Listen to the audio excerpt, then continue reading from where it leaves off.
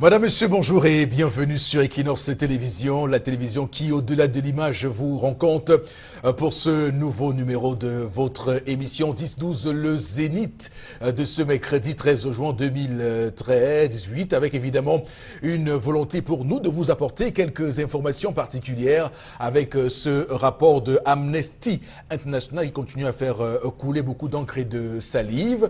Le porte-parole de l'armée camerounaise, le colonel Zebadiek, qui estime que ce rapport reste dans sa ligne de déstabilisation du Cameroun, mais également quelques autres faits qu'il juge incohérents dans ce rapport. On parle également ce matin de l'UPC. Ce parti politique serait-il maudit lorsqu'on sait qu'actuellement il y a ces propos contradictoires entre le secrétaire général et la présidente, donc elle qui annonce bien sûr que l'UPC présentera un candidat à la prochaine élection présidentielle, contrairement à ce qu'avait avancé dimanche dernier le secrétaire général Balaguel Cotte. Donc voilà, l'UPC qui est encore en train d'exorciser ces vieux démons. Madame, Messieurs, le plateau est bien en place ce matin. Toute la grande équipe est là. D'abord, Charles-Abel Batchou, qu'on va introduire sur ce plateau. Bonjour et bienvenue. Bonjour, monsieur Eric Fopoussi Negou. Bonjour à tous les téléspectateurs. Et un salut spécial à son Excellence Ngale Bibé et Louis Ginda, deux coqs évoluant dans une même basse-cour. Question. Qui des deux cherche à diviser la Sanaga maritime? Convocation d'une réunion politique le même jour, au même endroit, à la même heure, mais par des personnes différentes. Question. Va-t-on véritablement lancer dans la Sanaga maritime un appel à la recandidature de son Excellence Paul Biya? Just wait and see.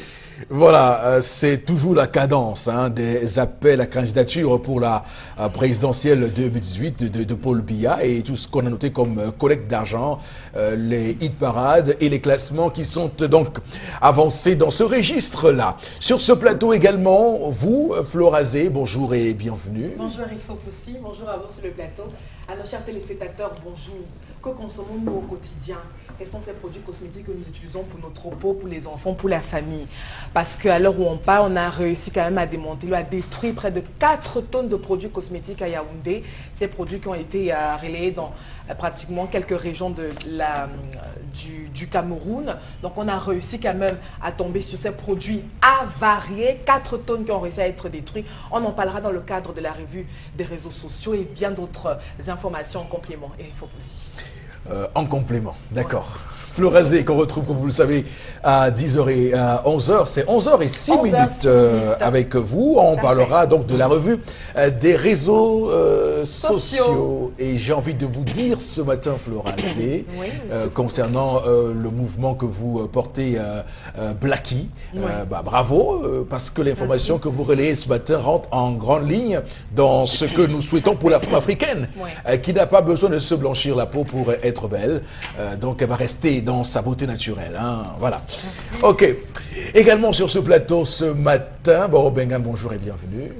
Bonjour, monsieur Fopoussi Negou. Bonjour à vous, chers téléspectateurs. Moi, je me pose toujours des questions de savoir pourquoi Amnesty International, qui remet souvent, au moins 3 mois à l'avance, son pré-rapport à chaque pays avant la publication, le pays en question ne fait pas des observations. Et on vient nous dire après coup, réagir en parlant d'un complot. Pourquoi ne vous donnez pas à l'opinion nationale et internationale votre orientation des faits, votre lecture des faits? Est-ce que le communiqué du colonel Badiek infirme ce que disait Amnesty International? Je ne pense pas. Il a dit, doit-on accompagner les auteurs de troubles dans les commissariats? Bon, cette question signifie en elle-même qu'il faut les braquer. Et quand on dit que vous avez braqué, vous vous énervez. C'est bien. Alors, il faut dire que l'État a le monopole de la violence légitime. Qui légitime la violence de l'État? Parce que l'État, c'est l'État lui-même. C'est l'autorité de l'État. Ah, d'accord. Et que c'est quand même un peu difficile d'admettre qu'on puisse mettre sur le même plan l'armée camerounaise et les séparatistes. Vous comprenez que l'armée camerounaise est dans son droit de défendre l'intégrité du territoire national. À ce moment-là, donc, on déclare la guerre officiellement. C'est ce qui a été fait par le président Paul Biya lorsqu'il rentre évidemment à l'aéroport de Yaoundé. Ça veut donc dire qu'on se soumet aux conventions de Genève. D'accord. Bon, de toutes les façons, les choses sont claires. C'est la bataille contre les terroristes. Donc il est important qu'on puisse déjà soustraire de ces gens-là, des gens qui ont égorgé les gendarmes et les militaires, souvenez-vous, et qui continuent à imposer la terreur dans ces deux régions du pays. On va également, madame, messieurs, ce matin vous inviter à vous installer confortablement pour évidemment prendre la première articulation de l'émission. Il s'agit de l'histoire du jour de Tendance Cogne, la voyageuse. Bonjour et bienvenue. Bonjour Eric, bonjour encore à tous ceux qui nous regardent ce matin. Je vais dire bonjour aux enfants qui poussent leurs parents à bout. Bonjour aux parents qui ne se maîtrisent pas face au comportement de leurs enfants. Bonjour aux enfants têtus ou encore aux enfants de Cassitran, aux papas qui ne se maîtrisent pas, je me répète. Konsamba, Carrefour Lélé, en face de toitures. Pour ceux qui ont vécu comme ça brûle en ce moment. Un homme en tenue retraité blesse son fils de 25 ans à mort. Ce n'est pas le titre d'un film. Un homme en tenue. Ça veut dire qu'il a tué son fils. Pas qu'il a tué. Ah non, ça veut dire qu'il blesse grièvement. Donc, le choc est tellement grave. Si vous voyez les images, vous n'allez pas savoir que c'est son fils. Non, là, à ce moment, il est grièvement blessé. Mais il n'est pas bien encore blessé. Voilà. Blessé avec une arme. Quand il parle de l'arme, ça veut dire quoi? Avec la machette. La machette, c'est une arme. C'est ça, Oui, à l'arme blanche. Oui. Tu as vu la couleur blanche? Non. À l'arme, c'est une arme. C'est une arme blanche. C'est une arme. Oui. Donc, un homme en tenue retraité blesse son fils de 25 ans à mort. Que s'est-il passé? Point d'interrogation et je me réinterroge. On dit que son fils a bu hier avec ses amis. Un enfant qui est un peu délinquant. Vous savez que quand on accouche un enfant, on n'accouche pas son cœur. Entre-temps, il attendait lui sa copine, sa petite amie. Et qu'entre-temps, le père avait dit à son fils que je ne veux plus jamais te voir entrer dans ma maison avec une femme. Hier, il les a tchats. Il n'a pas pu se contrôler. Ce qui est venu dans sa tête, il a fait. Et tout le monde a vu. Oui. Même le chef du quartier est dépassé. Même les amis du quartier sont dépassés. Les mamans du quartier sont dépassées parce que l'épouse même du type est partie se déshabiller à l'hôpital quand elle a vu l'état de l'enfant. Quand il a débarqué, il voit l'enfant avec une femme à la maison. Il toque, con. La fille voulait escalader par la fenêtre pour fuir. Le fils est venu ouvrir la porte. En ouvrant, le père l'a bloqué devant la porte avec la machette. C'est comme ça qu'il a blessé l'enfant à ce niveau. Quand je dis blessé le Jacques Fleur, si tu vois les images là, tu ne peux pas manger. Oui, ça va à l'intérieur. Ouais, j'ai dit que couper comme ça avec la machette. C'est terrible. Terrible crime routier. Non, c'est le crime routier. On peut comparer ça. Comment tu ris? On te dit qu'un enfant va mourir, tu ris. Qu'est-ce qui t'amuse? Mais c'est ton talent qui Papa, m'amuse. ah, Flora, ne dis pas sans comprendre mon père. À l'heure où je vous parle là, à l'hôpital, on demande de l'argent pour travailler sur l'enfant. Parce qu'on a seulement, on a pu coudre de peur que l'air devait entrer dans son ventre. On a besoin d'un peu d'argent pour l'opérer. Est-ce que le père a l'argent? Non. La mère a l'argent? Non. Quand la mère a vu l'état de l'enfant, elle s'est déshabillée à l'hôpital. Et à l'heure que je vous dis, ses amis du quartier ont une quête en main. Ils sont en train de se balader porte par porte pour pouvoir sauver leur frère. Chers téléspectateurs, si vous avez quelque chose à donner pour cet enfant, écrivez sur ma page Facebook Tendance Cogne. Vraiment. Aidez cet enfant moralement ou encore financièrement. Je coupe court en disant aux parents d'apprendre à se maîtriser parce qu'on accouche un enfant, on n'accouche pas son cœur. Oui. Maman s'est mise nuit à l'hôpital, on l'a vu niquette. Donc elle a eu un traumatisme, elle ne savait pas que c'est son mari qui allait réagir comme ça. Je coupe court, je te passe la parole, Eric. Je ne dois même pas rire. Même toute la journée, on ne va pas voir mes dents.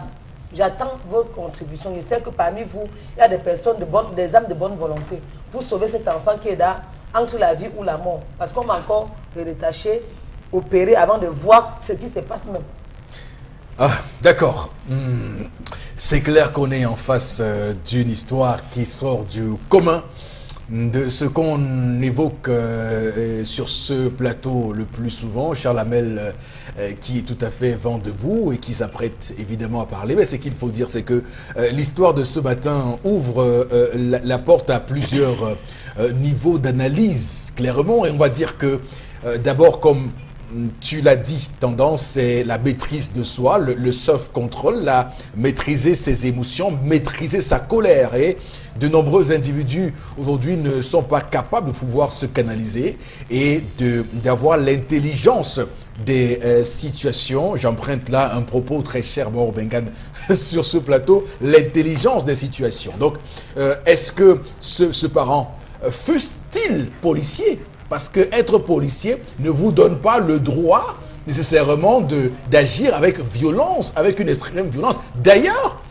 c'est le contraire. Lorsqu'on est policier, on vous apprend d'ailleurs à avoir la maîtrise, avoir une bonne maîtrise face à la violence, de maîtriser ce que c'est que la violence. Le policier est davantage celui qui fait respecter la loi.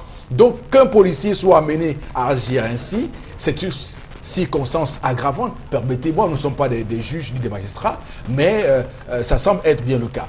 Première chose. Deuxième niveau d'analyse sur ce plateau, on va questionner sur ce plateau d'ailleurs l'éducation des enfants. Et je pense que sur cette question-là, sur ce plateau, Mauro Bengan et Charles Hamel Mbachou vont réagir. Et Florazé, comme vous savez, pourra nous dire quels sont les tenants et les aboutissants de la réaction de la mère qui s'est complètement déshabillée et qui est meurtrie par cet incident, par ce drame. Parce qu'il faut dire que c'est un drame.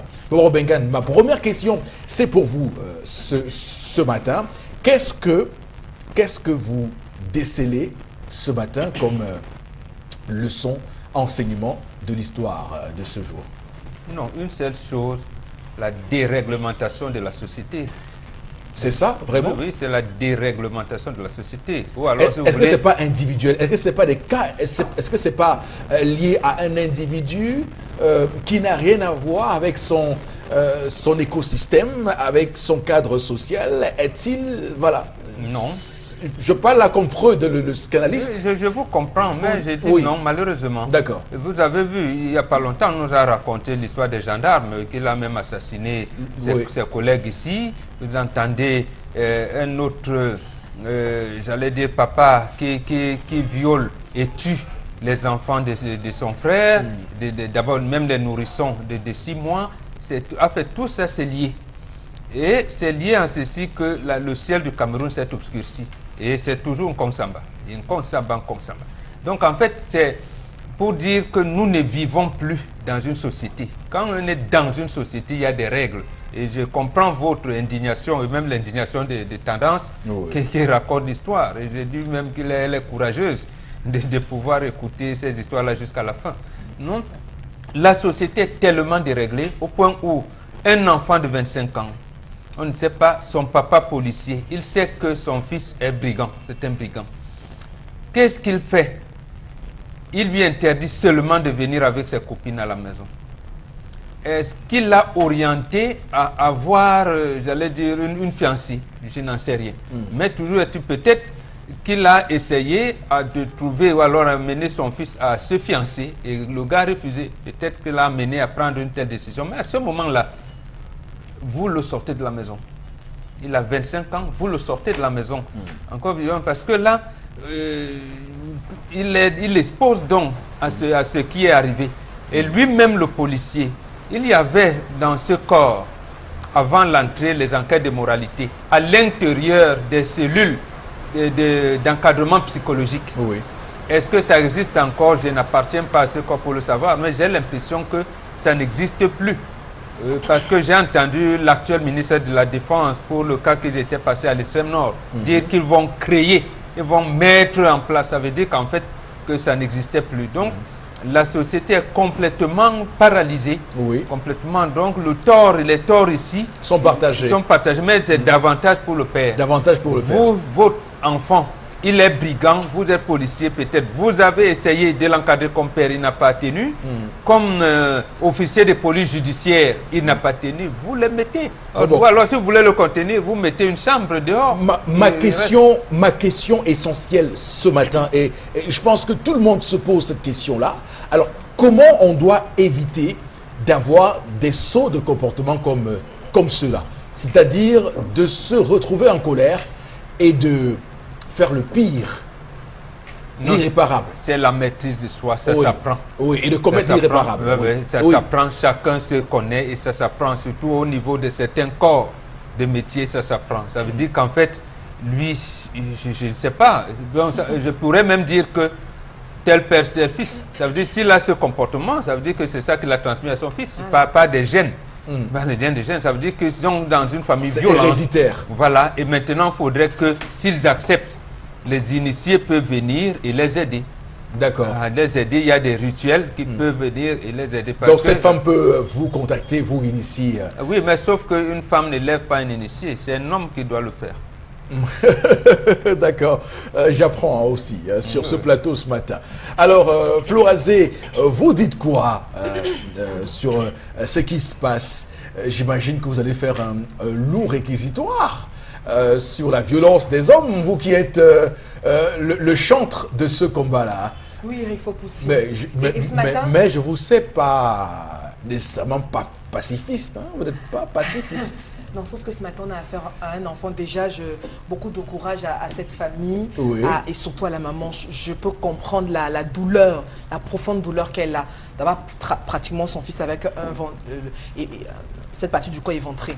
Non, je crois que comme Bonbon l'a dit, il faut que les parents arrêtent un peu. Vous savez, toutes les crises, moi si je dis que moi je suis contre la violence, parce que toutes les crises au monde sont toujours soldées autour d'une table. Vous fassiez un rectificatif. Quand vous dites que les parents, c'est un cas individuel, hein? Oui, non, mais parce qu'aujourd'hui, les parents pensent que c'est en passant par la répression. Non, mais les généralistes, c'est pas tous les parents qui sont comme ça. Non, j'ai constaté que pour la plupart, parce que c'est pas la première fois qu'on écoute ce type d'histoire. Quand le parent, par exemple, n'est pas, je veux dire, tout le chef de famille, n'est pas violent envers la femme, il est envers les enfants parce qu'il veut montrer ou alors faire valoir une certaine autorité. Et ça passe pas par la violence. Vraiment, cet homme est barbare.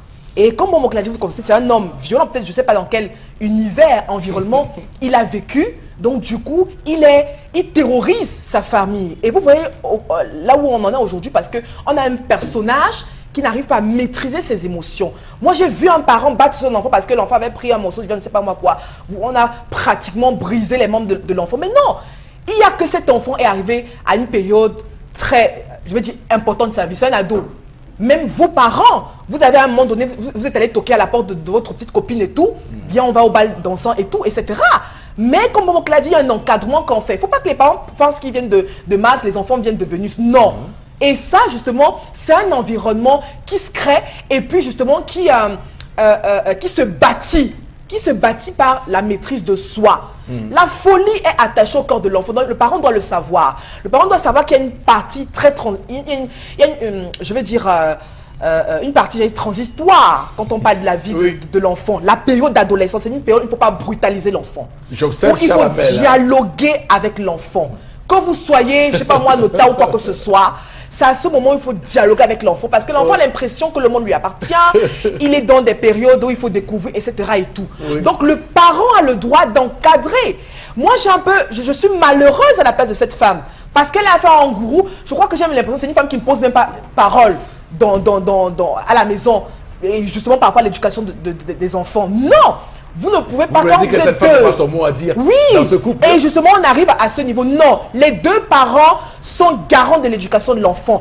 Le parent peut, je veux dire, l'homme peut ne pas avoir tous les atouts que la femme vient en soutien et aide. Donc justement, on a un homme qui pense qu'en passant par la violence, par la répression, par l'élévation de ton, etc., ça peut calmer les choses. Non, au contraire, ce sont ces attitudes qui nous poussent à avoir des enfants brigands, etc. et autres. Ok, bon, j'aimerais vous poser une autre question. Hein. Je m'apprêtais à passer la parole à Charles Abel avant que cette question, je me suis dit, elle serait mieux pour vous, cette question-là. Alors, il y a une question, j'avoue, je suis un tout petit peu quand même, un peu taquin. À quel âge on doit arrêter de battre sur son enfant? 21 ans. Parce que l'enfant a 25 ans. Hein. Celui-là, il a 25 ans. 21 ans. 21 ans, si l'enfant n'a pas assimilé l'éducation que vous lui avez donnée comme disciple, parce qu'en fait, il doit vous succéder. À cet âge-là, s'il ne continue plus l'école des Blancs, comme on dit, il doit avoir une épouse. À ce moment, s'il ne l'a pas, vous devez commencer à vous interroger. Ça veut dire que vous avez manqué quelque part. Donc, déjà, cet homme a quand même été assez fort, hein, à 25 ans.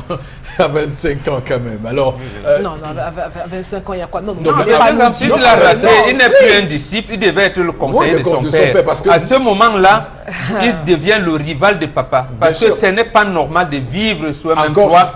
Lorsque votre fils commence à vous contrarier, vous devez vous séparer. Vous dites, papa, je ne fais pas. Non, à ce moment, à notre époque, aille chez lui. À notre époque, quand un enfant le dit, vous avez 9 jours pour lui construire sa maison. D'accord. Vous construisez sa maison, vous l'enlevez, la maison familiale. Mais je trouve quand même que c'est assez limite. Hein. À 25 ans, qu'on soit chez ses parents, je trouve que c'est quand même... Peut-être, voilà, s'il continuait l'école, on aurait compris que peut-être il prépare sa thèse de doctorat, il est à l'école des ingénieurs. Bon, il peut encore, non, pourquoi pas, il peut encore rester là. Il est encore étudiant, il est la réalité. Mais il ne fait rien. Pratiquement rien, il ne peut pas rester là. C'est la réalité. Moi, je trouve qu'à 25 ans, encore chez ses parents, c'est j'aimerais bien vous parler de votre grave. enfant, votre fils à 25 ans qui n'a Je rappelle que j'ai quitté notre maison, j'avais 17 ans. Hein. Attention. Donc, c'est pour dire qu'il faut savoir ce qu'on veut dans la vie. Alors, cher Lamel Bachou, quel est votre verdict sur cette histoire ce matin? Monsieur Eric Fopoussi Negou, j'ai écouté Florazé parler. Je l'ai écouté attentivement même. Monsieur Eric Fopoussi, je bénis encore nos ancêtres. Je les bénis profondément pour ce qu'ils nous ont légué et ce patrimoine que nous avons le devoir de léguer aussi aux autres. Je m'associe Je vous ai dit, monsieur Eric Fopoussi, que l'éducation de l'enfant repose sur 4 piliers essentiels. Premier, esclave. Deuxième, disciple. Troisième, ami. Quatrième, conseiller. 0 à 10 ans, esclave, 10 à 20 ans, disciple, 20 à 30 ans, ami, et 30 à plus, conseiller. Cela équivaut aux 4 valeurs essentielles de la vie. Esclave, c'est le feu. Disciple, c'est l'air. Ami, c'est l'eau. Conseiller, c'est la terre. Les initiés comprennent de quoi je parle. De quoi vous parlez? Monsieur Absolument. J'ai rattaché ça à des éléments pour que les gens puissent comprendre où est-ce que nous sommes en train de parler. En esclave, il y a culte de l'effort, monsieur Eric Fopoussi. En disciple, il y a initiation aux règles de la vie. La maîtrise du sens du vent, la maîtrise du comportement humain, la maîtrise de l'environnement immédiat, la maîtrise, monsieur Eric Fopoussi, de l'univers. Voilà ce qu'on enseigne à son enfant. Un ami, on dit je t'avais dit, tu te rends compte que voilà. Monsieur Eric Fopoussi, pour ceux qui ne le savent pas, hier nous parlions d'une affaire de maison familiale. La maison familiale est un lieu sacré, un hôtel, un sanctuaire, un lieu de conception, un lieu de vie, un lieu de projection. Voilà ce que c'est que la maison familiale. Un lieu de bénédiction et un lieu de malédiction. La preuve, lorsque des enfants ont des problèmes dans leur vie, on leur demande de rentrer dans la concession de leur père, de creuser ce qu'on appelle le chop. Rentrer creuser. Vous les jeunes ne savent pas pourquoi ils rentrent creuser ça. Ils rentrent creuser, d'autres parfois arrivent ça à 2 doigts. Lorsque ça explose, il y a mort d'homme. C'est l'ensemble des colères qui ont été gardées. Le père qui rentre le soir, il dit à sa femme, j'ai envie de toi ce soir. Et la femme qui dit non, il tape le pied au sol. Ça entre. C'est la colère du père qui tous les jours dit à l'enfant, évite de sortir, rentre tôt. L'enfant ne fait pas, il tape le pied au sol. Un père ne doit jamais taper le pied au sol. Je vous l'ai toujours dit, monsieur Eric Fopoussi. Alors, monsieur Eric Fopoussi, durant le temps de l'initiation, le père enseigne 2 choses.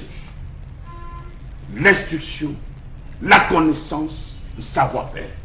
L'enfant est censé avoir cela. Donc un enfant mâle a 2 choses lorsqu'il connaît la femme. Lorsqu'il cause déjà avec la femme, il ne peut plus s'asseoir sur la même chaise que sa mère. Il ne peut plus s'asseoir sur le lit de son père. Et il ne peut plus regarder son père dans les yeux. Voilà ce que dit la tradition, monsieur Eric Fopoussi. Lorsque vous avez déjà un enfant qui se lève et qui outrepasse, ça suppose que vous avez perdu votre instruction et il n'a pas respecté le fondement essentiel. Honore ton père et ta mère. Il a désobéi à son père, monsieur Eric Fopoussi. Et je dis qu'un enfant à 20 ans devrait déjà être sorti de la maison d'après le principe. Si on respecte le principe d'esclave, disciple à ami, il devrait être déjà chez lui parce que vous l'aurez assez et suffisamment formé. Monsieur Eric Fopoussi, je dirais tout simplement bien fait pour lui. Pour qui? Pour Vous l'enfant? savez, pour le monsieur père? Eric Fopoussi, je ne vous ai pas coupé lorsque vous exprimez. Vous savez, monsieur Eric Fopoussi, dans la colère du père, il y a deux choses. Il y a la colère de Dieu, il y a la colère de l'homme, il y a la colère des ancêtres. Il faut vous méfier lorsque votre père se met en colère. Lorsque le père se met en colère, c'est trois personnes, c'est trois en un. Lorsqu'on dit Dieu le Père, Dieu le Fils et l'Esprit Saint, même à l'église. Donc lorsque votre père se met en colère, c'est toi, c'est Dieu. C'est les ancêtres. Mais qu'est-ce qui vous fait rire, Florazé? Non, vos propos. Monsieur, il faut pousser. Non, mais il faut qu'on comprenne que la connaissance, en règle générale, a un socle et a un dénominateur commun qui est donc celui de la Trinité. Ce n'est pas l'Église catholique qui a appris ça aux gens. Merci, monsieur. Il faut C'est pousser. multimillénaire. Je sentirais que Flora, Pour ceux qui connaissent, pour ceux qui savent quelle histoire d'Isis et Osiris comprendront de quoi on parle par rapport à cela. Et cher Alain Bachou, ce que vous dites ce matin d'ailleurs, et je vous rejoins en ceci que cet enfant-là mérite à 25 ans, qui est encore chez ses parents, ça pose un réel problème. Parce que si vous voulez, je peux vous faire part de mon expérience personnelle. Moi, je ne me suis jamais permis d'amener une fille pour qui j'ai une once de sentiment chez nous. Merci, monsieur Eric Fopoussi. Dans ce que Charles laissons l'acte sexuel. Juste l'inviter chez nous pour qu'elle vienne prendre de l'eau. Mon camarade, jamais. Ça s'arrêtait au carrefour. Donc c'est pour dire que la maison familiale, il faut la respecter. La maison familiale. Il faut la respecter. Je vois les enfants aujourd'hui s'établir dans leur maison des femmes, sans aucun souci, sans aucun problème. Donc, maintenant, on a évoqué ici le cas de la maîtrise de soi, le cas de l'éducation. Tendance, vers quoi tu penches ce matin? Non. En tant que mère, j'imagine la douleur que la maman ressent. Quand tu es papa, tu dois t'attendre à tout. Nous avons les enfants. Quand tu accouches un enfant, tu n'accouches pas son cœur. Et en plus, il faut aussi apprendre à les écouter. Écoutons nos enfants. Parce que dans ce que Chalamel a dit, il n'y a pas de dialogue avec l'enfant. On doit écouter les enfants. Si le père... Voilà comment un papa fait demain, l'enfant devient brigand vrai. L'enfant est traumatisé, imagine. Peut-être qu'il va sortir de l'hôpital, il va faire ce qu'on appelle le retour. Oui. Il y a des enfants qui poignardent. S'il fait le retour, c'est que ce n'est pas l'enfant de ce monsieur. Non. Cette femme l'a conçu dehors. Non. Par conséquent, on se sépare de lui. J'ai dit si un enfant pose la main sur son père, je te prends à témoin. Un enfant qui pose la main sur son père n'est pas l'enfant de ce monsieur. Cet homme n'avait pas le droit d'aller jusqu'à ce niveau. C'est un traumatisme. Parce que chaque fois qu'un enfant va... Il a assassiné son propre fils. Il va voir les scatus. Il n'est pas mort, madame. Il va voir les scatus. Il est encore à l'hôpital. Il peut succomber. Il pouvait mourir. S'il mourait, là, on allait dire... Arrêtons sur ce plateau d'y mettre de l'émotion. Non. C'est une situation, on doit pouvoir la régler. Alors, on a commencé cette émission ce matin en parlant de la maîtrise de soi. Tout à fait. Personne ne pense sur ce plateau une seule seconde que ce papa avait en tête de faire du mal à son fils. Non, mais est-ce que vous avez écouté Chalamel? Donc, allez-y. La matière sortait d'où s'il ne voulait pas faire du mal à l'enfant. Mais quand même, il est là majeur. C'est un monsieur. Il est majeur. L'enfant, nos enfants qu'on accouche, on n'accouche pas leur cœur. Ça veut dire que si le père était avec moi, c'est que je suis là morte. J'étais par exemple, je faisais le genre que ma mère restait comme ça, elle disait que j'ai passé ma vie à l'école. L'école même tu fuis. On te parle, tu insultes tout le monde, ma fille, pardon, il a grandi. Ne me fais pas mourir avant mon jour. Sauf à mesure qu'elle grandit, là, qu'elle voit que ce qu'elle faisait n'était pas bien. Tu te rends compte que j'étais têtue jusqu'à mes cheveux étaient comme les caca de la chèvre. Quand mon père me tapait, je faisais ça dur. Aujourd'hui, je regrette. Les jours qu'il reste comme ça, si mon père me tape, tu sais que les épluchés du manioc, le porc ne mange pas ça. Donc, tu peux éplucher le manioc, maintenant tu donnes le porc. Mais quand ça passe, si le porc mange, c'est le poison. Oui, c'est toxique. Quand mon père me tapait, Eric, le lendemain, je pars au champ. Je creuse le manioc, j'épluche, je lui montre la peau. Le lendemain, je peux égarer sous le bananier, ça se fermente 3 jours. Quand il va encore partir au chéri, en partant, tu vas plus retrouver tes porcs. Il faut que tu saches que quand je suis en chronomore, comme tu parles, ne compte plus toi sur tes porcs. Parce que disait que je vais te donner. Donc j'ai creusé le maillot, garde les épluchis, fermenter même 2 à 3 jours. Quand il faut au champ, il dit que je suis rancunière. Je veux pas quelque chose qui n'est pas bien rendu. Tout ça pour que mon père me flatte. J'espère que tu regrettes ça. Je regrette tout ça pour que mon père me flatte, Eric. Quand il me flattait, il disait seulement que ouais, le monime de ma mère, je dis on peut au champ. J'étais une fois dans son programme du champ, alors que le jour ne devait même pas partir au champ. Le programme, parce qu'il me bloque, la fille, si peut faire comme ça, elle essaie de me tuer mes porcs. Tu connais que les porcs, c'est la richesse. La terre ne trompe pas. Quand tu fais l'élevage, tu ne payes pas dedans. Le jour que mon père me ramasse les cailloux, il dit que le toit de la maison, je vais gâter tout. Je ramasse les cailloux et lance sur le toit. Je contourne derrière la maison avec le nid. La matière qu'on consacre au champ avec le père Mobo. Je dis que la maison, ça va tomber aujourd'hui. Je commence que derrière, je commence à creuser. Je dis que papa, je vais détruire la maison. Mais au fur et à mesure que je grandissais, j'ai vu que non, mon père me voulait du bien. Même quand je fuyais à l'école, il vient me taper à l'école. Il dit, oh maman, c'est quoi, non? Tu m'as tapé à l'école. Non, je n'ai pas appris alors. Je regrette. Je regrette parce que je n'ai pas écouté mes parents. Tu es plus mature. Donc, je ne sais pas, Eric, à nos jours-ci, on doit écouter les enfants, savoir leur manager. Je ne sais pas que tu me... J'attends moi l'aide. Pardon, si vous m'aimez, aidez cet enfant parce que le père n'a même plus l'argent. La famille n'a rien. Si les hommes de bonne volonté ne contribuent pas, c'est que l'enfant ne va pas s'en sortir. D'accord. Oui. Ok, c'est bon. Non, Chalamel, non, non, il n'y a pas de 16 secondes. On va revenir. Florazé, non, allez, non, je vais... Vraiment, on va... Une fille dans une maison, elle a tué son père. Non, mais pourquoi on arrive là? Oh là là, j'étais sur sa pourquoi on arrive là? Il faut qu'il y ait le dialogue. Ça arrive parce que Chalamel, dans ce que vous avez évoqué, il y a beaucoup trop de répression. Je n'ai pas vu à un moment donné le dialogue. Vous causez avec votre enfant à quel moment? Surtout un homme. Parlez avec lui à quel moment? Mais oui, justement, il est obligé d'acquérir certaines choses et les gérer soi-même parce que vous instaurez aucun dialogue dans vos principes de vie. Avec les enfants. Le temps à dialoguer avec les disciples. Il y en a qui l'ont vendu. Oui, justement, est-ce qu'on va donc prendre Sambambo pour exemple?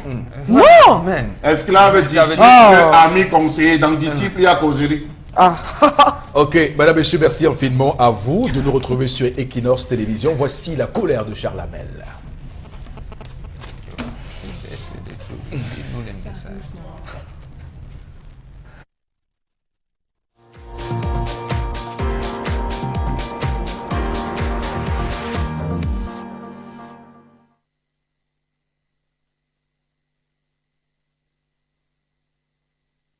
Interroge ce jour sur la question des déchets industriels au Cameroun. Je m'interroge sur la gestion, la manipulation, l'utilisation, le déversement des déchets industriels dans ce pays. Il est quand même temps encore qu'on marque un point et un temps d'arrêt sur cette question.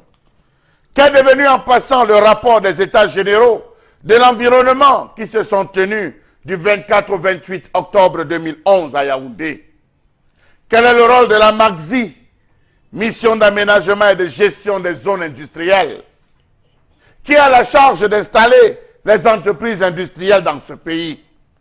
Où est-ce que sont rejetés les déchets industriels dans ce pays? Comment sont traités même les déchets industriels pour ceux des entreprises qui se battent à le faire? Catastrophe écologique au Cameroun, cas de Douala. Donc Passy, Sodico, Vouri, désormais Bepanda Bao. Pourquoi la nature est-elle à ce jour le réceptacle par excellence des rejets industriels? Rappelez-vous des scandales écologiques de Kappa, où on avait retrouvé du chlore qui s'était échappé. Rappelons-nous des scandales écologiques de la carrière de Bonewake à Bonamouan. Les produits pétroliers déversés en plein milieu des maisons d'habitation à Sodico. Les cendres toxiques de la zone industrielle de Bassar, Lokbessou, Minkwale et Bepanda Bao. Oui, dossier classé sans aucune condamnation avec les délinquants environnementaux qui se baladent dans nos rues avec de grosses Prado. On les voit. La ville de Douala croule sous le poids d'une pollution aggravée et aggravante. À qui la faute? À l'urbanisation galopante ou à l'industrialisation anarchique qu'observe notre pays? Comment comprendre le fait que les déchets industriels soient rejetés dans les milieux naturels sans aucun traitement préalable? Question. Nos amis qui nettoient leurs fosses d'aisance, les fosses septiques et j'en passe, où déversent-ils leurs produits? Allez donc chercher à savoir. Mais permettez-moi de vous dire que pour ça attraper, c'est dans les bras morts du Vouri qu'ils vont déverser cela aux poissons. Bonjour la catastrophe chez les humains. Comment comprendre le fait que la majeure partie d'entre elles ne fassent pas l'objet d'un pré-traitement de la part des industriels avant d'être rejetés dans les réseaux de collecte? Comment comprendre cette manipulation à ciel ouvert de produits dangereux et toxiques dans la ville de Douala? Comment comprendre l'inertie du ministère de l'Environnement face à l'impact négatif des industries sur l'environnement et sur la société? Comment comprendre que la multiplicité de zones industrielles dans une ville comme Douala ne dérange pas les habitations? Bonasama, observez. Zone industrielle de Bassa, regardez. Elle côtoie et les maisons et les activités. Comment comprendre le fait que les zones industrielles soient investies gravement, anarchiquement par les zones d'habitat? Faites un tour à la zone industrielle de Bonabéry pour comprendre que la situation est alarmante parce qu'il y a une densification des habitats dans une zone dite industrielle. Comment comprendre que les rejets industriels soient essentiellement déversés dans le milieu naturel à Douala sans aucun traitement préalable? Comment comprendre le fait que la plupart des réseaux d'évacuation d'eau usée raccordés à des stations d'épuration mécanisées mis en place au lendemain des indépendances sont aujourd'hui non fonctionnels et les eaux usées brutes produites évacuées vers les bas-fonds? Comment comprendre qu'aucune action n'a été entreprise par les communes, mieux par l'État, pour empêcher la destruction de la mangrove qui constitue une barrière naturelle pour la ville de Douala, pour les besoins humains? Pourquoi appelle-t-on le pont noir? Pourquoi appelle-t-on les eaux noires de ce côté de Ndokpassi? Qu'est-ce qui a rendu ces eaux noires? La boue? Un colorant spécial?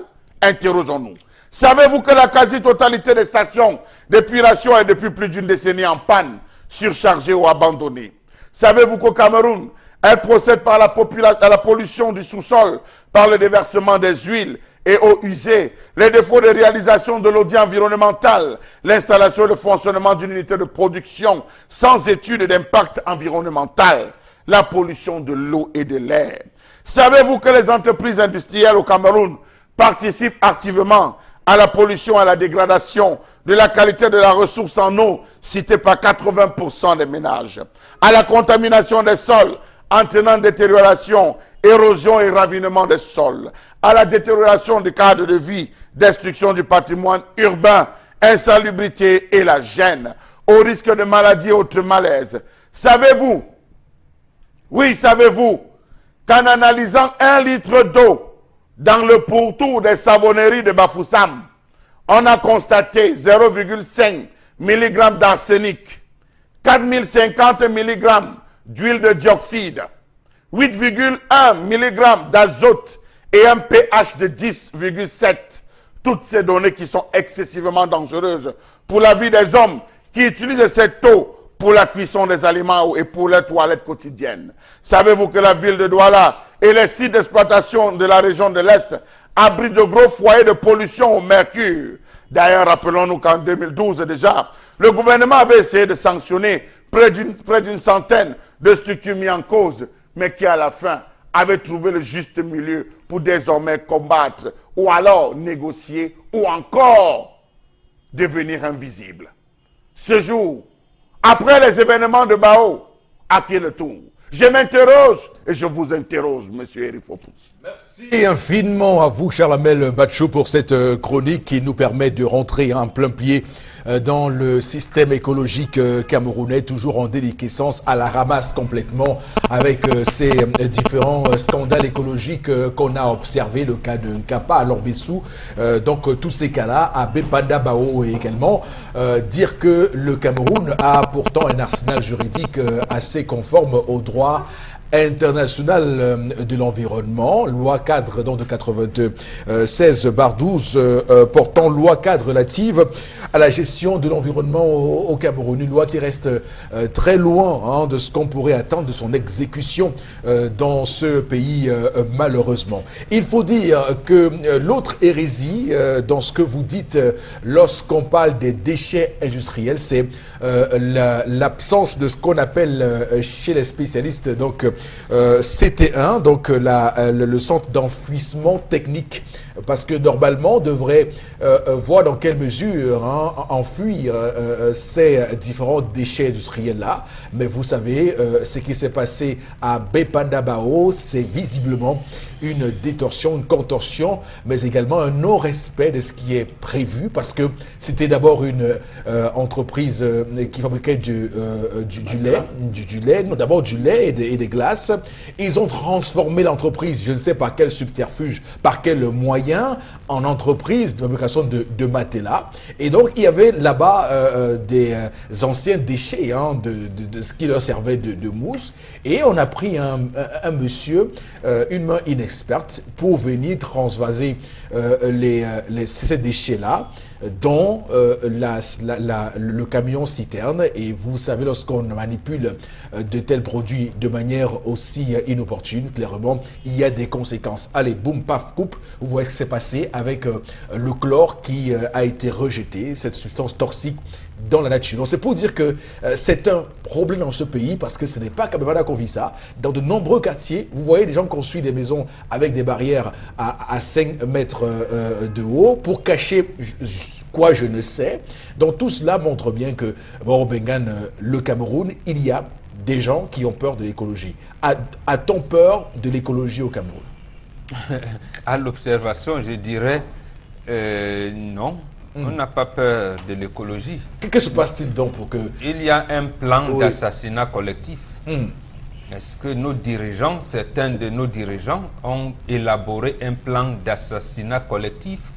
Ils essayent, par le manque de médicaments, les antirétroviraux manquent, les antipaludéens manquent, les vaccins manquent. On épuise même les stocks de sécurité. Les routes n'existent pas, l'école n'a pas. Donc, vous avez, c'est un plan d'assassinat collectif des populations. Donc, c'est tout. C'est ce que je peux dire. Mais il y a pourtant la loi cadre à laquelle vous faites allusion, loi 96/12, qui c'est de loi cadre, a donné, j'allais dire, des dispositions claires pour exiger, parce que c'est ça qu'il ne faut pas, pour exiger comment les entreprises industrielles devraient se comporter. Tout à fait. D'abord, on a exigé à toutes ces entreprises-là d'avoir un département hygiène, santé, environnement, HSE, et que chaque fois, les délégués régionaux du ministère de l'Environnement devraient veiller à l'application stricte des mesures, parce qu'il y a une charte d'environnement, protection de l'environnement, que chaque entreprise signe. Et que font les délégués régionaux ou départementaux de ce ministère-là pour contrôler l'effectivité de ce qui doit être fait? Il faut d'abord la collecte, il faut le tri, et il faut ce que vous appelez traitement des ordures. D'accord. C'est-à-dire des centres de traitement qu'on peut parler de recyclage pour certains, on vous dit des bouteilles plastiques par exemple, on peut les ceci, on peut ceci, il y a les enfouissements pour certains, mais il y a également l'incinération pour d'autres. Mais est-ce que c'est fait? Pour le vulgaire citoyen que nous sommes, d'abord, nous n'avons pas les moyens pour escalader des barrières et regarder ce qui se passe à l'intérieur des maisons. Vous pouvez penser que vous êtes à côté d'une maison d'habitation alors que c'est une entreprise industrielle qui y est. Est-ce que comme le système est déclaratif, peut-être même que le type, lui, il a déclaré le lait, perd le lait et pourtant il est en train de manipuler des produits qu'on ne connaît pas. Maintenant, que ce soit le ministre en charge du commerce, l'environnement et de tout, les autorités administratives même doivent veiller à ce que, à voir ce qui se passe. Mais je pense que dans cet abandon, il faudrait maintenant, et là vous avez raison, peut-être que les populations devraient s'organiser et créer des comités de vigilance pour savoir que non, bon, la maison là où il entre souvent, on ne peut même pas savoir ce qui se passe. Et c'est là où les communautés urbaines également doivent exiger. Les barrières qui dépassent un certain niveau, ce n'est pas normal. Les barrières, je pense, dans le plan de la ville, ça doit faire 50 cm et être terminé par par les grillages et de tout pour que votre cours soit visible. C'est ça le plan de la ville au Cameroun. Donc on ne doit plus accepter des barrières qui dépassent 1 mètre de profondeur. Un mètre de couverture. Alors, il y a quand même, et ça c'est, vous faites l'allusion à la responsabilité de tous et de chacun. Vous avez dans ce registre-là évoqué ici, épluché des lignes particulières. Mais sauf que la loi est claire, cette loi d'ailleurs qui respecte les conventions telles que le protocole de Kyoto, évidemment, qui est assez largement repris par cette loi, mais également il faut dire que des principes sont énoncés, le principe de précaution, le principe de pollueur-payeur par exemple, le principe de responsabilité, le principe de participation, mais est-ce qu'au final on n'est pas dans un système où les plus grands pollueurs, ces grandes entreprises-là s'avèrent être plus fortes que l'État. Parce que ce qu'elles font ne sont pas aujourd'hui réprimandées ni sanctionnées comme il faut pour qu'elles arrêtent évidemment de tuer silencieusement le peuple. Absolument. Oui. C'est là l'une même des premières déviances de ce que vous appelez pompeusement la mondialisation. C'est-à-dire, on laisse la possibilité aux multinationales, aux entreprises qui ont plus d'argent, de piétiner l'État. Et qui plus est dans notre État, regardez qui conseille le chef de l'État dans la protection de l'environnement. C'est Ayan Luc, c'est Forso Victor, c'est Emmanuel Zete, c'est Joseph Kadi de Fosso. C'est eux qui conseillent le président pour la protection de l'environnement. Donc, c'est un travail dévolu au Conseil économique et social. Et vous voyez, donc, voilà les conseillers du chef de l'État en matière d'environnement. Ils sont trop vieux pour avoir la capacité de conseiller. Le gouverneur était obligé de se déplacer dernièrement pour donner sa médaille au père Kadi. Et vous me demandez que le père Kadi doit conseiller le chef de l'État pour la protection de l'environnement. D'accord. Entre nous, c'est ça les attributions que l'Assemblée nationale leur a données en 2017. Ce n'était même pas il y a 20 ans. C'était en 2017. 2017. Donc, voilà. On va attendre de voir ce qui va se passer dans ce registre-là. Alors, Flora Zé, les déchets industriels au Cameroun, qu'est-ce que vous en pensez? Ils sont très mal gérés. Oui. Parce qu'on a les déchets ménagers, déchets industriels banals. On a même les déchets hospitaliers. Demandez-vous, par exemple, on vous déverse du sang, etc. Et tout. Moi, j'ai vu, de façon banale, une infirmière vous prendre un seau de sang et autres, aller verser dans un caniveau très proche où les gens font du commerce et autres. Ça, oui, on déverse tout ça. Donc, c'est commun. Vous savez, chacun fait comme il veut parce que justement, on est dans un état où il manque de rigueur, où il manque de moralisation.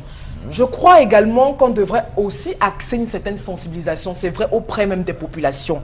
Parce qu'on est là dans un état qui n'est pas là pour s'occuper des citoyens que nous sommes. Alors, maintenant qu'on est en train d'inhaler des substances nocives, qui aujourd'hui, des femmes font des enfants mal formés. Vous croyez pas, on vous dit que c'est une histoire de village et autres. Quand toute une population et qui est pratiquement, qui vit aux alentours des stations-service et autres, et qui s'abreuve à de l'eau de source. Alors aujourd'hui, il y a encore des populations, des quartiers où on ne consomme que de l'eau de source, c'est-à-dire de forage. Donc de l'eau qui prennent et le sang qui est infecté. Le scandale de Tchernobyl est encore en train de faire des conséquences jusqu'à l'accouchement d'enfants. Mais oui, donc on ne prend pas ces pathologies nulle part. Je veux dire, c'est à cause de ce que nous consommons au quotidien. Les infections pulmonaires et autres, ça ne vient pas d'ailleurs. Ça vient de l'environnement qui est pollué, Eric Fopoussi. Maintenant, donc, je vais m'aligner sur les experts. Les populations doivent également se mettre en garde. Par exemple, ne pas être dans assainir l'environnement, essayer de curer les caniveaux, parce que je pense au bien-être des populations. Hein, éviter d'être dans des endroits trop fermés, etc., etc. Ça maintenant également, quand on est dans un état pauvre, très pauvre, également endetté, parce qu'on n'arrive déjà pas à aménager une certaine rente financière pour qu'on se débarrasse déjà des ordures ménagers qui nous de la retrouvent dans nos chambres. responsabilité des industries, par exemple, au Cameroun? Mais on a laissé Parce que faire. finalement, c'est eux le problème aussi. Mais on a les laissé condamne, faire. Qui va les faire Vous appliquer avez parlé la de loi? l'arsenal juridique. Hein? Alors, ce n'est que sur du papier, mais sauf que l'État ne nous protège pas. On laisse. Et comme mon oncle l'a dit, j'ai l'impression que le Cameroun ne nous appartient plus. D'accord. Le Cameroun appartient aux autres. Vous savez, justement, parce que les multinationales et autres font ce qu'ils veulent. Font ce qu'ils veulent. Et nous, au quotidien, on subit. On subit tout simplement. Donc, à l'heure où on est, il y a des populations maintenant qui vivent sous, avec les ordures ménagers. Certaines prennent sur eux de brûler ces ordures ménagers parce D'accord. que et ça encore, ça pose un véritable problème. C'est ce qu'ils ne faut même pas faire. En tout cas, on fera une émission sur les ordures ménagères Oui, il faut. le moment venu. Alors, tendance ce matin, qu'est-ce que tu penses de ces déchets industriels, de ces déchets que les industries et les grandes entreprises à Douala rejettent un peu partout dans la ville? Descends d'abord ici au Pont Noir. Au Pont Noir, après le Carrefour, j'ai raté ma ville. Au Pont Noir. C'est de ça qu'il a parlé. Tu as parlé, j'étais assis ici, on n'est pas compris. Il n'a pas utilisé le même terme. Ah, ce qu'il a parlé en gros, ça, je n'ai pas compris. J'ai tout dit que quand vous voulez parler ce qu'il va entendre, ce qui est dans mon niveau. Au Pont Noir, là-bas, c'est le Terminator. Revenons encore sur les gens qui passent le temps à vidanger à vidanger les ouais, c'est quand il pleut dans la rigole. Quand il pleut, ils partent vidanger les toilettes. Les hommes qui vendent les bouteilles en plastique, vois comment les gens font dans les hôpitaux. Ils se baladent dans les hôpitaux pour ramasser les bouteilles en plastique. Vendu. Il faut voir les malades passent le temps à faire pipi dans les bouteilles.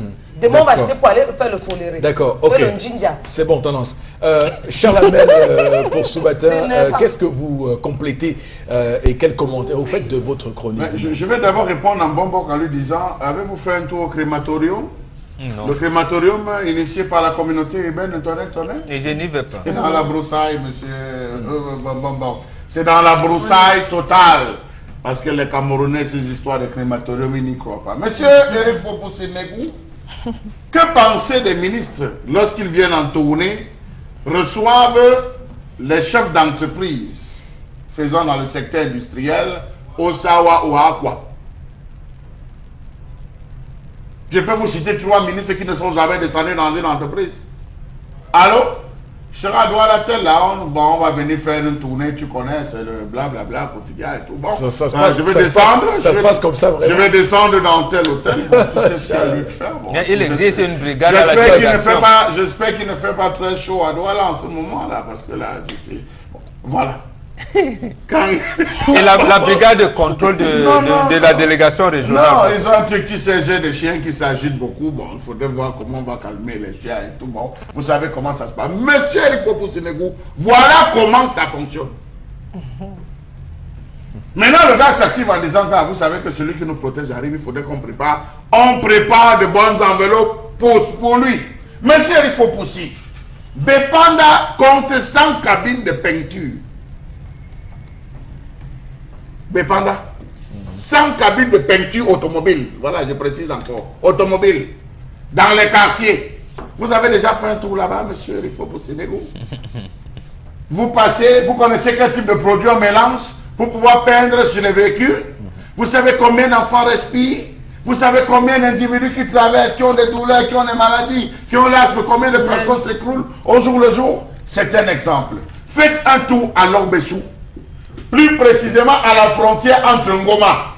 C'est à la frontière Lorbessou-Ngoma. C'est au niveau du fleuve qu'on appelle Sapin. Allez voir la couleur de l'eau. Les gros déversements. Allez voir la couleur de l'eau en Sapin. D'ailleurs, je vous informe que le gros du déversement est fait là-bas, effectivement, dans ce ravin précis-là, vers où on fait le traitement de bois. C'est un scandale, une hérésie de ce côté-là. Allez voir. Oui. N'allez même plus loin, monsieur Eric Fopoussi. Allez longer tout simplement vers Bonaberi. Suivez le long, vous allez voir un bras mort. De ce côté, vous allez voir l'eau violet, c'est-à-dire les mousses tout au bord de l'eau, violet à un niveau, rose de l'autre, blanc de l'autre, avec des poissons qui se nagent. Un scandale de la biodiversité. Charles-Abel Bachou. Ah, c'est clair que nous sommes dans un capharnaüm écologique. Oui, un dernier mot par exemple. Monsieur Eric Fopoussi, Oui. la ville de Douala, c'est 1110 km². 1110 km² et nous n'occupons que 210 km².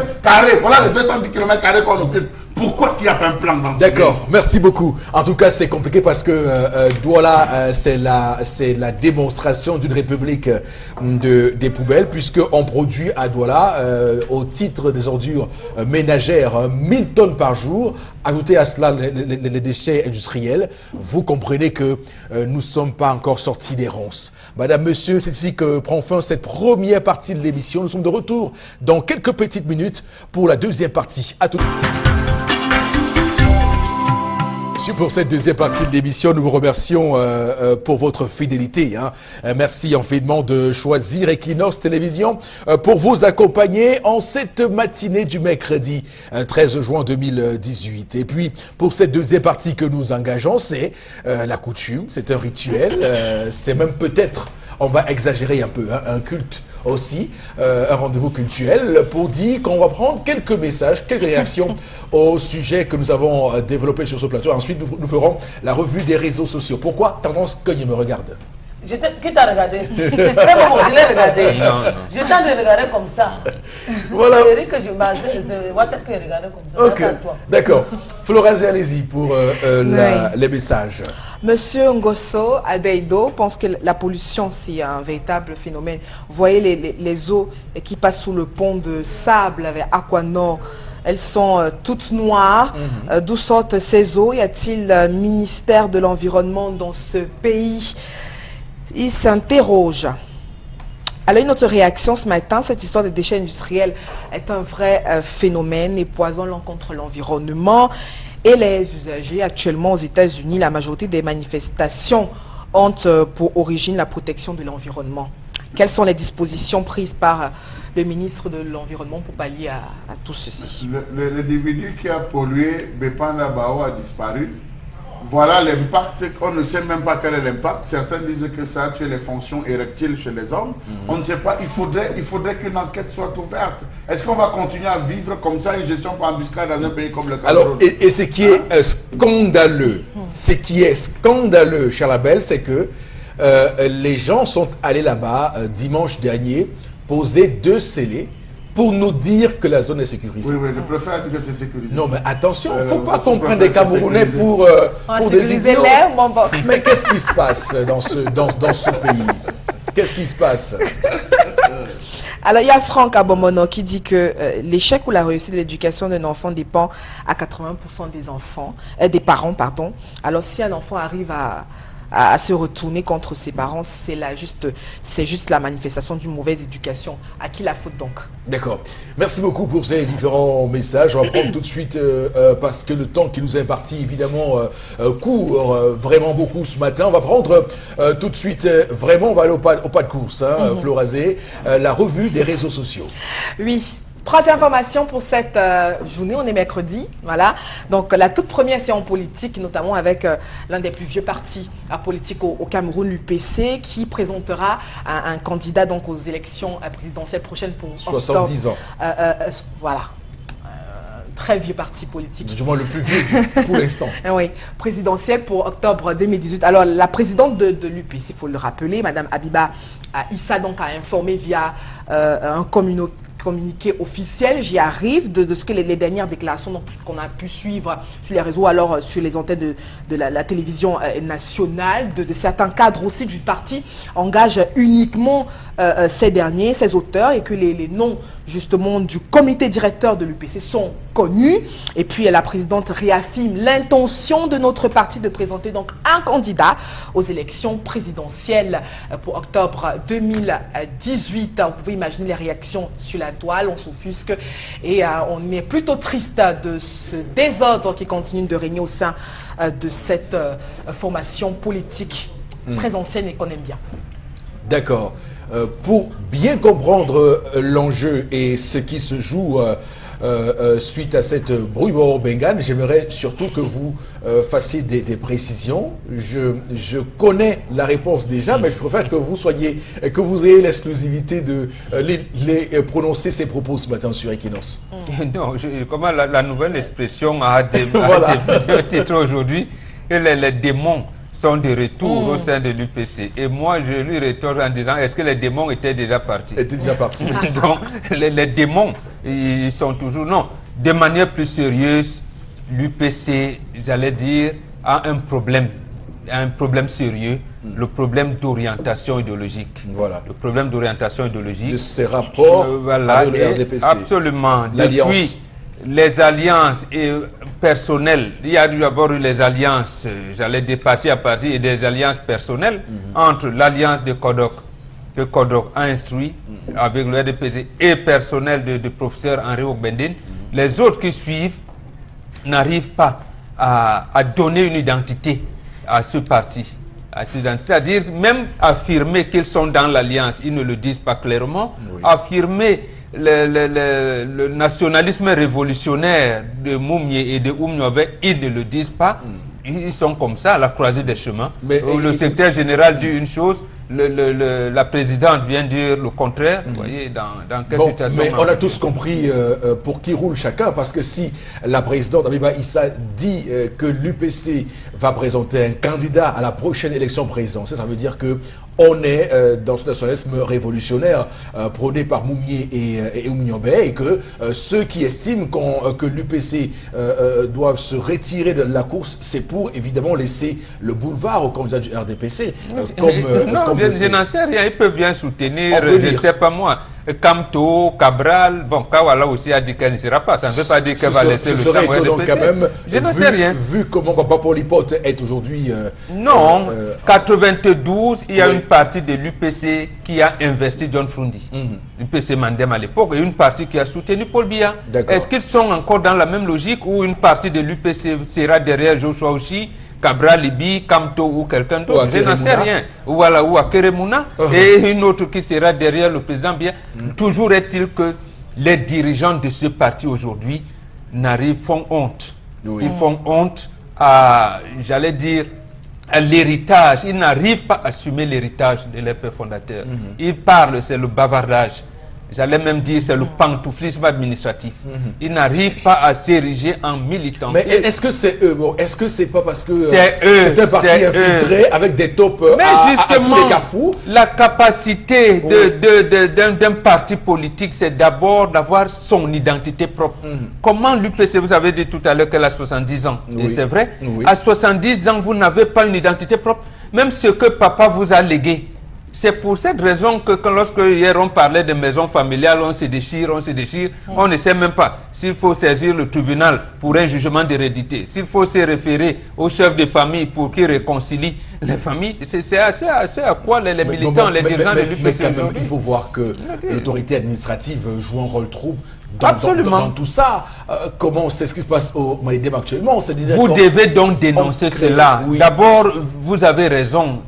Anze Tchungi, le ministre Anze Tchungi avait fait participer 2 UPC à l'élection municipale de 1997. Voilà. L'UPCK, l'UPCN, c'est une incongruité terrible. On n'aurait jamais vu ça. Mais depuis 2014 au moins, on les a vus tenir 2 congrès où sortent quand même direction, mais une direction sans orientation politique. Vous élisez les gens pour faire quoi? Personne ne vous dit rien. Donc, c'est très grave. Est-ce que c'est encore normal qu'on donne la parole, comme je le vois partout ailleurs, à Bapolipote, et qu'on le présente comme le secrétaire général de l'UPC? Et pourtant, tout le monde sait que c'est Balagan Code qui est le secrétaire général. Justement, c'est le mauvais jeu que joue le secrétaire général du comité central de l'UPC. C'est-à-dire, lui, il s'est choisi, ses dirigeants de l'UPC, qui ne sont pas les dirigeants reconnus par le MINAT. Et vous voyez, et quand vous êtes donc dans un parti comme ça, donc Madame Abiba Issa et Monsieur Balegelnkot devaient en principe dénoncer ça, Richard, tenir des conférences de presse, des meetings, pour dire au RDPC et à son secrétaire général du comité central de les laisser tranquilles et de donner une orientation claire sur la base duquel, regardez la crise anglophone. L'UPC était le premier parti à parler de la réunification. Mais aujourd'hui, on ne sait pas, on n'entend pas la voix de l'UPC sur la réunification du pays. Tout à fait. Clairement inaudible. On va, avec vous, cher Label, évoquer quand même cette surprise. Avez-vous été surpris par cette brouille entre Balegal Nkot et Abiba Issa? Pour vous, ça veut dire quoi? Ça signifie quoi?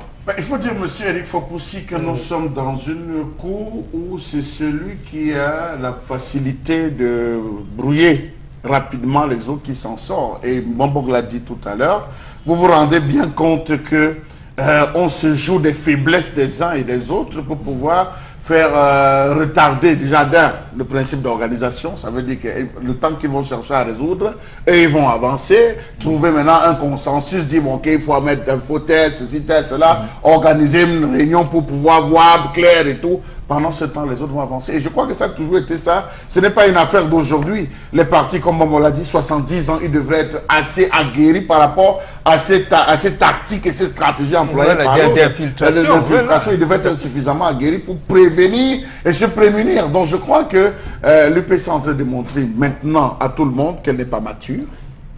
Qu'elle n'est pas mature et qu'elle n'est pas prête à foncer parce que elle sait. Ils sont en train de poser une gerbe de fleurs sur la tombe de Oum. Ils ne savent pas, comme disait Tendance, peut-être que Oum est en train de se retourner. Il faudrait qu'ils essayent de se prémunir. Bon, je donnerai vraiment mon avis sur des sujets politiques, mais je pense que la ligne du comité directeur me semble être une ligne qui rentre en droite ligne avec, permettez-moi la répétition, avec l'idéal de révolution nationaliste prônée par les pères fondateurs de l'UPC, parce que je trouve quand même assez incongru que ce parti-là puisse s'enquiquiner, puisse faire une alliance avec le RDPC. Qu'est-ce qu'elle gagnait? Qu'est-ce qu'elle gagne à être en alliance avec le RDPC? En 70 ans, voilà. En 70 ans, je pense qu'il y a des mémoires qui ont été laissées par tous ces pères fondateurs. Est-ce que lorsqu'on prend les mémoires laissées par Oumniobé, on prend les écrits de Moumié, on prend tout ce qui a été dit, les orientations, les actions, la politique, la façon d'impulser, est-ce que c'est ce qu'impulse aujourd'hui l'UPC? C'est la question qu'il faudrait... Non mais Chalabel, l'UPC a été martyrisé dans ce pays. Est-ce que c'est parce que l'UPC a été martyrisé qu'elle va s'éloigner de ses idéaux? Non mais sauf qu'on a lavé, on a enlevé à ce parti sa substance réelle, on a assassiné ses leaders les plus charismatiques, on a fait des choses horribles à ce parti politique. Il faut comprendre pourquoi aujourd'hui j'ai du mal à lui concéder, du moins à lui rejeter la faute de cette turpitude, de ces malheurs. Donc vous voulez la direction qui va à volo. Même si parce qu'on a martyrisé les parents hier. Non, de toutes les façons. Mais c'est pas possible de me dire qu'ils sont encore traumatisés, qu'ils n'ont pas réussi à faire. Non, je veux juste dire que il y a un pouvoir, et pour ceux qui savent, pour ceux qui ont réussi dans ce pays à se frotter à l'autorité administrative, il y a dans ce pays une autorité administrative qui est assez forte. Lorsque vous voulez manifester, lorsque vous voulez faire une réunion publique au Cameroun, c'est un parcours de combattants. Lorsque vous êtes venu dans la rue, il y a une machine dans ce pays. Ça veut donc dire que c'est compliqué. Non, ça veut dire que les dirigeants actuels de l'UPC n'ont rien appris du passé de leur père fondateur. De la politique. Lorsque Oumniobé prend la tête, je veux dire, secrétariat général de ce parti ici à Douala en novembre 48, 3 mois après, on crée les partis qu'on confie au Bassa. Oumniobé laisse le pays Bassa, il va à l'ouest. Il continue, il fait un travail tellement qui j'allais dire, qui embête l'administration. On poursuit, on contraint Djoumessi Mathias à la démission. Oum revient, il tient un congrès. Et tout le monde, Moumi et tout, pourquoi il ne s'inspire pas de ça? D'accord, un mot pour Tendance ce matin, Tendance sur l'UPC. Non, tu sais que mon père était du RDPC, même maintenant ma mère est dedans. Mais quand le désordre se passe comme c'est plein mois que le père Kodok. Mais c'est lui qui a apporté le désordre. C'est lui qui a laissé le désordre. Non, parce que tu sais qu'on dit souvent que quand tu meurs, tes choses ne progressent plus. C'est vous qui voyez qu'il a apporté le désordre. Moi, je n'ai pas vu ça. Il a dit qu'il s'allie à ton père. C'est là où le désordre a commencé. Voilà, tranquille. On va prendre tout de suite la deuxième information, Florazé, avec vous sur le plateau. Oui, Oui. je vous amène dans le département de Mbuy. On est dans la région du nord-ouest avec cette note du préfet Théophile Zeki qui a donc institué aussi des nouvelles mesures visant également certaines attaques sécessionnistes. Depuis le 5 juin dernier, la note donc signée par le préfet indique que les représentants de certaines institutions administratives en service donc sur son territoire doivent maintenant à présent garer leurs véhicules dans des gendarmeries, brigades, des postes de police en fin de journée. Donc ceci pour limiter les violences et puis des actes terroristes qu'on a donc qui se sont perpétués dans cette région, dans cette partie du pays, dans ce département. Il y a quelques jours aussi un pick-up appartenant aussi aux forces de défense avait été incendié dans la résidence d'un commissaire. Et puis depuis pas mal de temps déjà, Mbuy est l'un des foyers des attaques sécessionnistes. Et puis dans le but de limiter ces dégâts causés par ces différentes attaques dans cette région du nord-ouest, en général dans le département de Mbuy en particulier, voilà que le préfet veut donc sécuriser l'administration, notamment à travers ces véhicules. Ouais. On voit bien où sont les priorités dans ce pays. J'ai pas envie de rire, mais on aurait bien souhaité, qu'il fasse plutôt une protection des populations et pas du matériel. Mais on va dire, et ça malgré le fait que j'ironise sur cette situation, je dois dire quand même que le récent rapport d'Amnesty International est un rapport qui à plusieurs points peut susciter quelques insuffisances à relever, puisqu'il est quand même difficile et quand même, on va le dire, c'est un malaise qu'on puisse placer des soldats, l'armée d'un pays au même rang que des terroristes, des sécessionnistes, des gens qui ont pris des armes pour dire non à la République. Je pense que dans aucun pays au monde, on ne fait ça. Dans aucun pays au monde, vous nous verrez, on compare une armée régulière, une armée qui est normalement constituée, et qu'on place cette armée-là au même rang que, sauf si derrière il y a une stratégie de déstabilisation. Je commence à accéder à cette thèse qui de plus en plus se répand ici et là au Cameroun. Alors, bon, Bengane, pour ce préfet, comment vous analysez cette décision? Non, c'est normal qu'ils prennent des mesures administratives pour protéger ce qui peut encore être fait, être protégé. Sauver les meubles. Pour sauver ce qui peut être en attendant de voir le lendemain si l'armée loyale, et je suis d'accord avec vous. Oui. Lorsqu'on a des terroristes et on a une armée régulière, on ne peut pas les traiter au même moment. Mais sauf que, est-ce que c'est le problème qui se pose? Mais Flora parle bien du département de Mbuy. Oui. Et moi, je peux vous ramener en arrière en parlant de Mbuy et en ajoutant le Dongamantoum. Dongamantoum, oui. Là-dedans, c'est-à-dire que la feuille de route que reçoit le président Biya le 6 novembre est que dans le Mbuy et le Dongamantoum, il devait avoir des exploitations agricoles, d'élevage et tout, sur au moins 42 000 hectares avec les fonds de l'Union européenne à l'époque. Et le projet était confié, le président Biya, qui était Premier ministre, le savait bien, à un ministre de l'Agriculture qui s'appelait Samuel Lebois. Mais pourquoi ne le fait-il pas? Précisément, c'était la suite de même soulèvement populaire des anglophones de 1979. Donc, il fallait faire des compensations. Donc, en fait, pourquoi Ahidjo, lui, qui était dictateur, ne les a pas traités de terroristes à l'époque? D'accord. Et pourtant, c'est le président Biya actuel qui a la solution en main. Donc, il ne fallait pas qu'on en arrive là. Comment voulez-vous qu'on les traite? Bon, Bengane, c'est des terroristes. Attendez, non, ce n'est pas des terroristes. C'est pas des terroristes. Non, de toutes les façons, chacun... Mais où se trouve donc le projet du Mbuy et du Dongamantoum que le chef de l'État avait comme feuille de route? C'est lui qui aime parler de feuille de route. On lui a donné une feuille de route. Il fallait le faire. Peut-être que ça allait accélérer, comme il dit, la décentralisation. Oui. Il aurait même été en avance par rapport à ce que disait ce référé. En avance, parce que lui voyait les choses avant Gorbatchev. Donc, il aurait donc commencé à diligenter les choses, la décentralisation, avant même que Gorbatchev ne vienne avec sa perestroïka.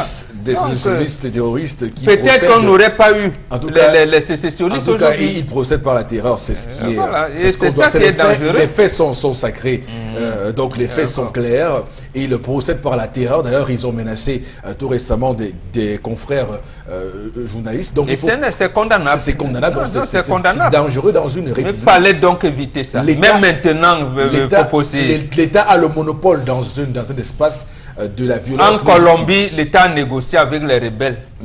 Et ils ont eu un prix Nobel de la paix. C'est une orientation. Voilà. Flora, c'est la troisième information. Oui, la dernière.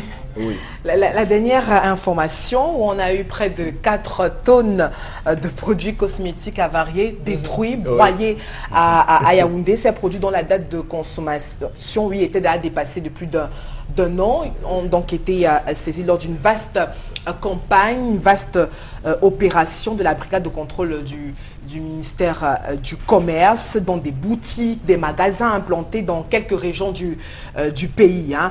On rappelle que dans ces produits, on a des shampoings, des savons, des crèmes éclaircissantes, des défrisants, des déodorants, gel de douche, tout ce qui est commun aux cosmétiques.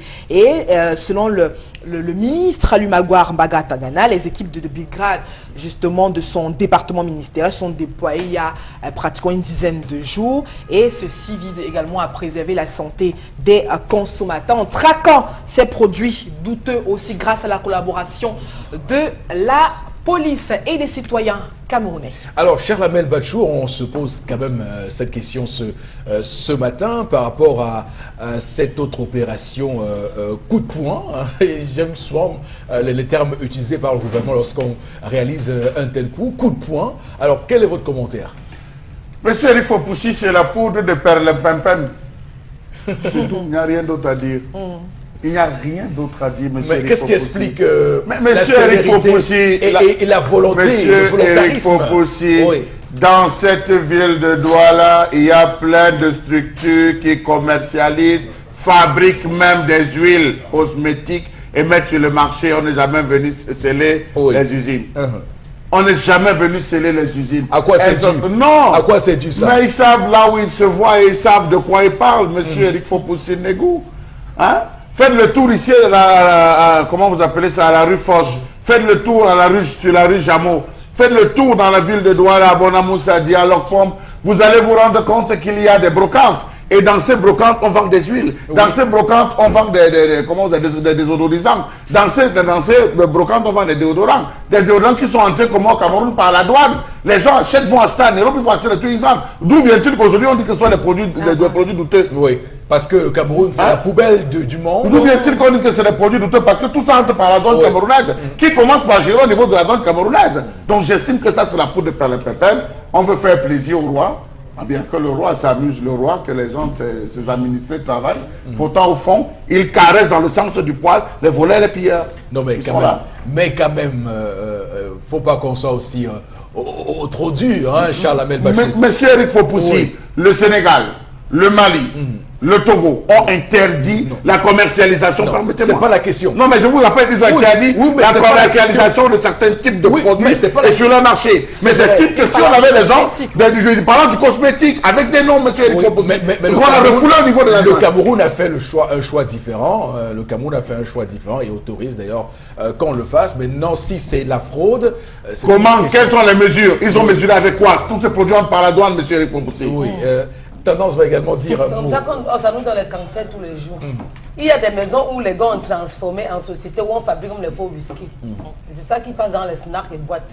Ils attendent quand vous êtes derrière une bouteille de whisky. Après, si vous voulez encore une deuxième bouteille, on panache.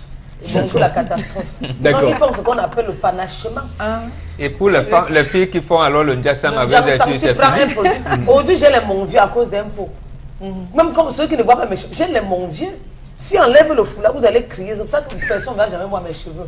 J'ai mis le point jusqu'à arracher tout. Bon. Jusqu'aujourd'hui, les cheveux ne poussent pas sur l'endroit là. Mes cheveux, donc c'est rasé ici. Mes cheveux sont jusqu'ici derrière.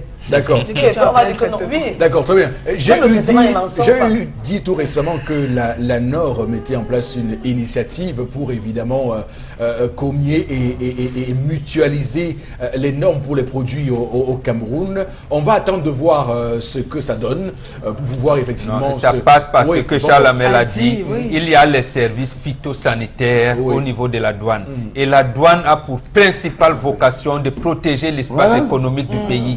Et c'est la douane qui sait que les shampoings Tintin qui sont arrivés ont une durée de 5 ans. A été importé par Bonbon Bengan qui doit... Voilà. Et là, les finances des impôts de commerce les suivent. Voilà. Il doit y avoir des... Je vais même plus loin.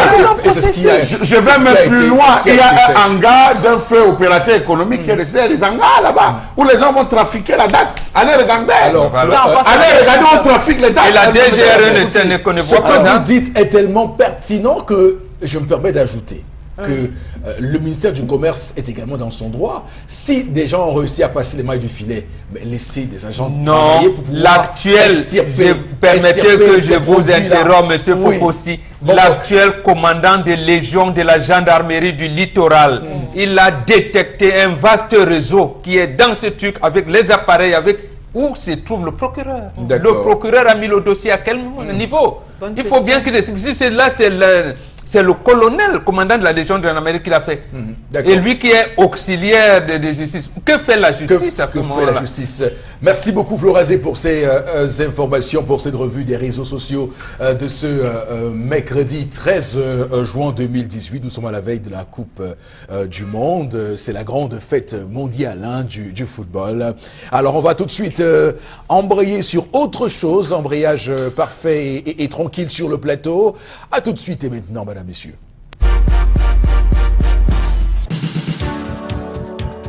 Vivez la 5e édition du Salon international de l'agriculture et l'agroalimentaire de Yaoundé, Siali, du 25 au 30 juin 2018 à l'esplanade du Palais des Congrès de Yaoundé. Au programme, premier forum national de l'industrie du Cameroun, colloque, échange B2B, foire, exposition, animation culturelle, élection Miss Siali 2018. Sponsor officiel, les brasseries du Cameroun.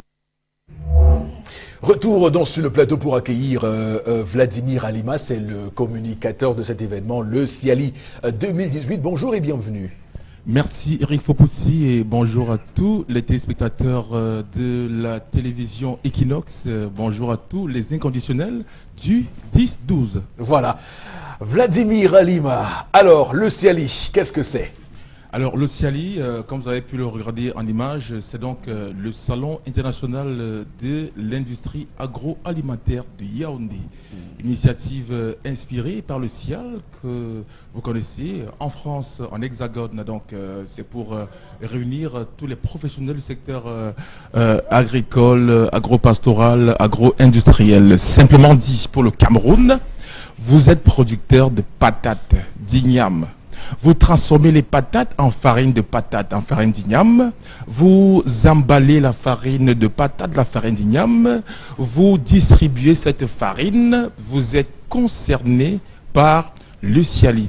C'est dans ce salon qui se déploie au Cameroun depuis près de 10 ans maintenant, parce que le Siali, c'est une fois tous les 2 ans. Donc, le Siali, pour la 5e édition, va se déployer du 25 au 30 juin prochain au Palais des Congrès de Yaoundé. Un événement pour lequel donc nous appelons la grande mobilisation de tous les Camerounais, mais également et particulièrement les professionnels du secteur agricole, agropastoral et agro-industriel. Eric. Alors, il faut dire que le Siali, d'ailleurs, dans ce registre-là, ce qui m'intéresse d'ailleurs, c'est que je suis aspirant à la production de la patate. Donc, du coup, vous comprenez pourquoi mon émotion est grande ce matin. Alors, le Siali, où on est donc les préparatifs à ce jour?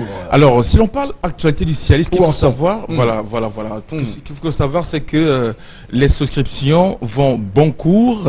Nous sommes pratiquement au terme des souscriptions. Si vous n'avez pas encore réussi à obtenir un stand au Ciali ou encore une insertion dans le magazine du Ciali, vous êtes peut-être en retard. En tout cas, vous pouvez vous rattraper, donc soyez nombreux à réagir lorsqu'on vous donnera tout à l'heure les contacts pour être du palmarès de la QV 2018 du prochain Ciali, 5e édition. Donc, les préparatifs vont bon cours. On vous souhaite donc d'être nombreux à vous mobiliser. Et rappelons que effectivement, le Ciali, ça se passe avec le ministère des Mines, de l'Industrie et du Développement technologique à Yaoundé, dont on va saluer le ministre de tutelle, son Excellence Ernest Mboboubou, qui a donc voulu, pour ce Ciali, mettre en place un événement de grand cours. Ça va être l'une des grandes innovations du Ciali. On en parlera, Eric, mais rappelons simplement que vous pouvez encore souscrire pour une position au Ciali 2018. Oui, pour un stand, pour l'occuper, parce que le palais des congrès de Yaoundé est un palais vaste, donc il y a de l'espace, il y a de l'espace aéré pour tout le monde.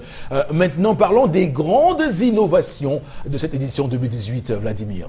Alors, on parle grande innovation. Tout à l'heure, on a évoqué le MINMIT, qui est donc la tutelle de l'événement. Rappelons donc que pour la 5e QV du Ciali, le MINMIT a réussi à obtenir l'aval du cabinet civil à la présidence pour le très haut patronage du chef de l'État, son Excellence Paul Biya, pour la tenue, c'est historique, c'est unique, c'est exceptionnel, du premier forum de l'industrie au Cameroun. Donc ça se passe au palais des congrès de Yaoundé dans le Ciali 2018 qui va donc du 25 au 30 juin prochain. Soyez nombreux à garantir vos espaces. Ça, c'est la première innovation, l'avènement du premier forum de l'industrie au Cameroun avec le MINMIT et le très haut patronage du chef de l'État, son Excellence Paul Biya. Autre grande articulation, c'est l'avènement de la célébration des 70 ans d'activité au Cameroun d'une entreprise brassicole. On ne va pas cacher le nom, les Brasseries du Cameroun, qui célèbrent donc leurs 70 ans au Cameroun, et les brasseries ont choisi le Ciali pour cet événement majeur. Voilà une grosse articulation, en plus de l'avènement avec une entreprise qui fait dans l'oléagineux, la soie des cotons, pour le grand retour des produits Soyor et Diamaor. Donc c'est à retrouver au Ciali 2018 au Palais des Congrès entre le 25 et le 30 juin prochain pour la 5e QV du Ciali, Eric. Merci.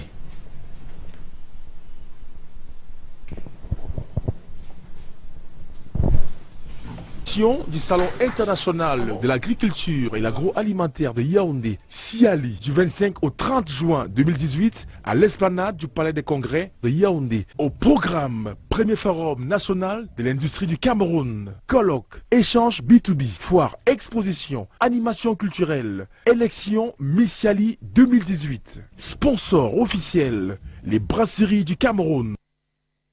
Retour donc sur le plateau après le Ciali, pour ceux qui aspirent, comme moi d'ailleurs, être producteur agricole. Bah, écoutez, c'est pour vous ce festival, ce salon, ce rendez-vous, cet événement. La suite de l'émission nous propose évidemment de retrouver dans un court instant Miss Vergeturov qui va donc s'installer. Il y a le spot qu'on va regarder avant de revenir avec elle dans un court instant. Mais déjà, madame, monsieur, on vous rappelle que juste après, nous aurons interpellation de cette matinée. On ira voir ce que nous réservent les images de Cédric Chouna. À tout de suite.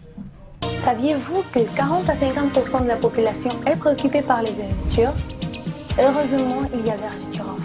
Votre crème anti-vergeture fabriquée à base de plantes et de fibres naturelles. Vergeturov favorise la régénération cellulaire, stimule la production du collagène qui restaure l'élasticité de votre peau. Et en plus, les résultats sont visibles dès le 7e jour. Avec Vergeturov, vous ne cacherez plus jamais votre belle peau. Vergeturov repart et protège. Vergeturov, le miracle du cosmétique. Retour donc sur le plateau, madame, monsieur, avec Miss Vergeturov qui est déjà en place. Bonjour et bienvenue. Eric Fopoussi, bonjour à Florazé, bonjour à Tendance, bonjour à toute l'équipe du Zénith. D'accord. Je vous laisse dérouler, hein, donc nous dire la bonne nouvelle et comment on peut faire pour utiliser Vergeturof et surtout les points de contact pour avoir le produit. Alors, bonjour à vous, à la maison, vous qui me regardez à cet instant. Je reviens comme tous les jours avec des très bonnes nouvelles. Vous qui souffrez des vergetures, vous qui avez longtemps souffert des vergetures, vous qui avez encore de la peine à croire au miracle de la cosmétique, vous qui avez du mal à aborder des démembrés sous prétexte que vous avez des vergetures, vous qui avez du mal à porter des tenues, des maillots de bain pour aller à la plage, eh bien, terminez vos soucis, terminez vos angoisses parce que Miss Vergeturof a mis sur pied pour vous une véritable panacée pour lutter efficacement contre vos vergetures. Donc, terminez les vergetures. Alors, c'est quoi Vergeturof? Vergeturof, c'est simplement cette crème miracle faite à base de plantes, de fibres naturelles, de collagène, d'élastine qui élimine efficacement les vergetures sur l'ensemble du corps. J'insiste sur le thème éliminer efficacement les vergetures sur l'ensemble du corps. En plus d'éliminer efficacement les vergetures sur l'ensemble du corps, elle stimule la production du collagène qui restaure l'élasticité de la peau. Plus besoin de faire le plein des composés azotés tels que l'acide hyaluronique et le collagène. Elle hydrate en profondeur. Elle régénère, elle favorise la régénération cellulaire. Plus besoin d'acheter la vitamine A, C, E pour faire le plein de la régénération cellulaire. Et enfin, elle vous protège au quotidien contre les radicaux libres. Un véritable tous en un. Alors, comment utiliser Vergeturof? Aussi simple. Pour utiliser Vergeturof, il vous suffit simplement de nettoyer la zone à traiter, prélever à l'aide d'une spatule, chère dame, j'insiste, prélever à l'aide d'une spatule pour éviter le rancissement des produits, une quantité généreuse de produits que vous appliquez sur les vergetures comme une peinture à doigts. Massez, frottez, n'effleurez pas. Masser, frotter pendant 3 à 4 minutes jusqu'à obtention d'une sensation de chaleur, preuve que le produit a effectivement pénétré. Mais alors, ne l'associez surtout pas aux produits éclaircissants, encore appelés dans nos quartiers Jansan. Appliquez uniquement Vergeturof sur la zone à traiter. N'appliquez pas de produits hydratants sur la zone à traiter. Appliquez uniquement Vergeturof. Mais vous pouvez également utiliser Vergeturof comme votre crème quotidienne hydratante. Super efficace. Qu'est-ce que je dirais? Les points de vente, ils sont si nombreux. Vergeturof est sur le marché camerounais depuis bientôt 1 an et demi. On trouve Vergeturof dans tous les magasins Santa Lucia de la ville de Douala et de Yaoundé, tous les magasins Maïma de la ville de Douala et de Yaoundé. Alors, si on restait dans Douala, parfumerie JP du côté de Bonamoussadi, parfumerie Thompson du côté de la cité des Palmiers, parfumerie Momi et Tata Solo du côté du marché central, parfumerie, qu'est-ce que je vais dire comme ça, si on restait... Il y a beaucoup de parfumerie. Oui, il y a beaucoup de parfumerie de toutes les façons. De toutes les façons. Appelez-nous simplement au 694 88 84 57. 694 88 84 57 ou le 680 00 28 28 680 00 28 28 ou alors allez simplement sur notre page Facebook et tapez Vergeturof. Merci beaucoup. Merci Saviez-vous Eric que Focus. 40 à 50% de la population est préoccupée par les vergetures? Heureusement, il y a Vergeturof. Votre crème anti-vergeture fabriquée à base de plantes et de fibres naturelles. Vergeturof favorise la régénération cellulaire, stimule la production du collagène qui restaure l'élasticité de votre peau. Et en plus, les résultats sont visibles dès le 7e jour. Avec Vergeturof, vous ne cacherez plus jamais votre belle peau. Vergeturof repart et protège. Vergeturof, le miracle du cosmétique. Retour donc sur le plateau, madame, monsieur, pour la suite du 10-12, le zénith de ce mercredi, souvent appelé, je ne sais pas à tort ou à raison, mercredi des jeunes. Je ne sais pas pourquoi le mercredi est ainsi appelé mercredi des jeunes. On verra bien un jour dans une colère de Chalamel à quoi ça tient. Mais voici, interpellation, soyons sérieux.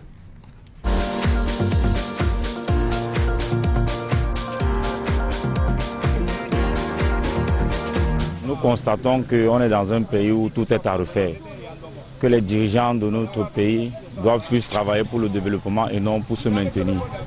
Parce qu'on est dans un pays où plus rien ne marche. Les employeurs doivent plus travailler pour le développement et non pour se maintenir. Parce qu'on est dans un pays où plus rien ne marche. Les employeurs traitent les ouvriers comme ils veulent. Bon, je vais surtout parler du secteur de l'emploi. On voit des patrons qui nous font travailler à longueur de journée. La CNPS, on ne reverse pas rien. Mais on oblige les gens, on soumet les gens à des conditions de travail très longues. Personne ne se plaint, on fait ça aux yeux de l'État. Chaque jour, on nous chante des syndicats, mais rien ne progresse. On est dans un pays, on se demande même si on est encore dans un pays où on est dans une cour de roi Péto. Puisque bon, les délégués de personnel, en fait, ce sont les pions. Quand on va dans une société, vous n'avez même pas déjà le droit de choisir un délégué du personnel. C'est l'employeur qui met son délégué de personnel à façon, selon ses mesures qu'il va tailler.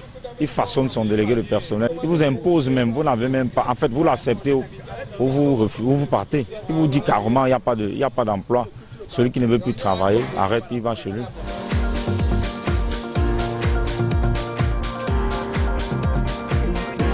D'accord, nous sommes de retour pour commenter, décrypter, commenter donc cette interpellation de ce jour avec d'abord Boro Benganvou, le compatriote, le concitoyen dit des choses quand même dans un pays où tout est à refaire. Il évoque aussi cette question du travail et on va le dire la précarité de l'emploi au Cameroun qui fait que on soit à la merci de multiples... Voilà pour interpellation, c'est ça aussi notre rôle, madame, monsieur. Vous donnez la parole pour que vous puissiez avoir vous aussi voix au chapitre. La suite du Zénith, la voici.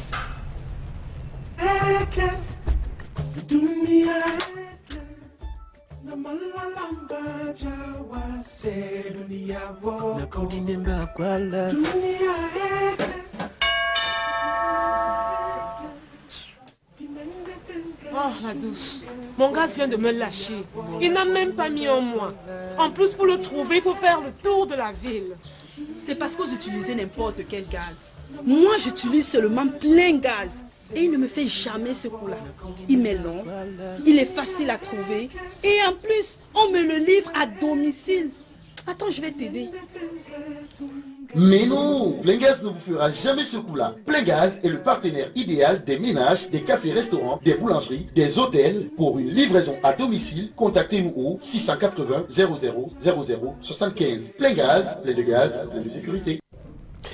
Et donc, pour en parler, Consti Lamé est avec nous ce matin. Bonjour et bienvenue, Consti. Oui, bonjour Eric, bonjour à tous nos téléspectateurs et surtout bonjour à tous les clients du concept Salaka. J'étais là hier pour un magasin pour d'autres produits et ce matin, je reviens avec le sponsor officiel du concept Salaka, à savoir le label le plus sûr, le label de qualité, à savoir le label Plein Gaz, qui s'installe à présent dans votre maison pour le bonheur et surtout le plaisir de tous les téléspectateurs de l'émission 10-12 le Zénith. Alors, quand on a dit ça, maintenant, présentez-nous Plein Gaz, Consti Lamine. Alors, Plein Gaz est donc cette bouteille de gaz, pas comme les autres. C'est cette bouteille de gaz qui est toujours pleine quand on l'achète en recharge. C'est cette bouteille de gaz qui offre un service de qualité, une sécurité inégalable. C'est une bouteille de gaz à travers ses belles couleurs, notamment la couleur rouge et blanche, qui sont donc les deux couleurs, bien sûr, qui constituent cette bouteille de qualité supérieure. Et ce matin, je suis là pour attirer l'attention de tous les clients du concept Salaka, ceux-là qui n'ont pas encore une bouteille de gaz à la maison, ceux-là qui n'ont pas encore une deuxième bouteille, c'est l'occasion plus que jamais d'acheter et de commander dès à présent votre bouteille de Plein Gaz, parce que la promotion, elle est bien sûr une promotion exceptionnel. Vous ne retrouverez ce prix nulle part ailleurs parce que Plein Gaz, c'est la qualité, Plein Gaz, c'est la disponibilité, Plein Gaz, c'est la sécurité et surtout Plein Gaz, tenez-vous tranquille, c'est une bouteille pas comme les autres. Vous l'avez à travers le concept Salaka et dans nos différents points de vente à un prix vraiment dérisoire et le prix vous sera présenté tout à l'heure en fonction des régions et surtout, n'oubliez pas, profitez au maximum et achetez une bouteille de qualité. Le tout n'est pas d'avoir une bouteille à la maison. Il y a des gens, ils achètent une bouteille aujourd'hui et quelques jours après, ils disent « Ouais, mon gaz m'a lâché pendant que je faisais le mbongo. » Avec Plein Gaz, vous n'aurez jamais de problème de lâchement de gaz. Non, il n'y aura jamais cela parce que Plein Gaz, c'est pratiquement 8 mois d'utilisation pour un célibataire et 6 mois pour une maison qui a plusieurs enfants. Alors courez dès à présent et passez vos commandes en appelant tout de suite et maintenant. Consul Lamine, quels sont les prix dans les différentes régions du Cameroun? Alors nous allons tout de suite parler donc, bien entendu, voilà, avec bien sûr la réalisation. Nous rappelons bien sûr à tous nos téléspectateurs qui nous regardent en ce moment, la bouteille vide de plein gaz, vous l'avez à partir de 15 500 francs. Pourquoi à partir de 15 500 francs? On a bien sûr pris des dispositions dans cette nouvelle campagne pour avoir des représentants dans toutes les régions du Cameroun. Je dis bien dans toutes les régions du Cameroun, plus besoin d'envoyer son argent à Yaoundé ou à Douala pour être livré. Donc nos amis qui sont au nord, dans le septentrion, pourront acheter les bouteilles vides de plein gaz au prix de 17 000 francs. La bouteille vide de plein gaz. Pour nos amis qui sont du côté bien sûr du septentrion, vous avez la bouteille vide de plein gaz à 17 000 francs. Nos amis qui sont du côté bien sûr de l'Est Cameroun pourront bien entendu acheter leur bouteille vide à 16 500. Pour nos amis qui sont du côté de l'Est Cameroun, vous avez la bouteille vide à 16 500 francs, la bouteille vide. Nos amis bien sûr du côté de Bamenda, cette belle zone anglophone, auront bien sûr l'occasion d'acheter leur bouteille vide à 16 500 francs, la bouteille vide de plein gaz dans nos différents points de vente. Nos amis du sud-ouest, nos amis du littoral, nos amis du centre et bien sûr nos amis de l'ouest Cameroun ont la bouteille vide à 15 500 francs, la bouteille vide. Et je rappelle que le prix va s'afficher à l'écran avec la réalisation, question de permettre bien entendu à nos différents téléspectateurs d'avoir une idée claire sur le minimum à débourser pour acheter sa bouteille vide de plein gaz. Je rappelle à partir de 15 500 Terminons francs. rapidement avec les points de vente à Douala et Yaoundé, mais également votre mot de fin, Consul Lamine. Alors, je rappelle bien sûr, pour essayer donc d'attirer l'attention de tous nos amis qui nous regardent bien sûr à l'instant, vous qui êtes du côté de Yaoundé, vous allez tout simplement vous rendre du côté du quartier Ngouaikele, bien sûr du côté de Ngouaikele, pour dans notre point de vente de Yaoundé, ou alors nos amis du côté bien sûr de Douala vont tout simplement se rendre du côté bien sûr du carrefour Anatole, derrière la Total Anatole, pour acheter leur bouteille vide de plein gaz à 15 500 francs. Et je rappelle bien entendu à tous nos téléspectateurs, pas besoin c'est-à-dire de se déplacer, restez du côté du septentrion, commandez votre bouteille au numéro de téléphone et on va vous orienter dans notre point de vente. Je rappelle, c'est 17 000 francs pour la bouteille vide du côté du septentrion, 15 500 francs dans le littoral et au sud-ouest et à l'ouest et au centre. Et bien entendu, dans les autres régions, déboursez tout simplement 16 500 francs pour la région de l'Est. Et bien entendu, sans oublier également nos amis de Bamenda qui achèteront la bouteille à 16 500 et nos amis du sud de Cameroun l'achèteront à 18 000 francs. Je rappelle, c'est la bouteille vide de plein gaz. Comme dirait quelqu'un, avec plein gaz, on n'a plus besoin de se plaindre. Donc, chers téléspectateurs, commandez dès à présent en appelant tout simplement au numéro de téléphone le 99 81 83 52. Le 80...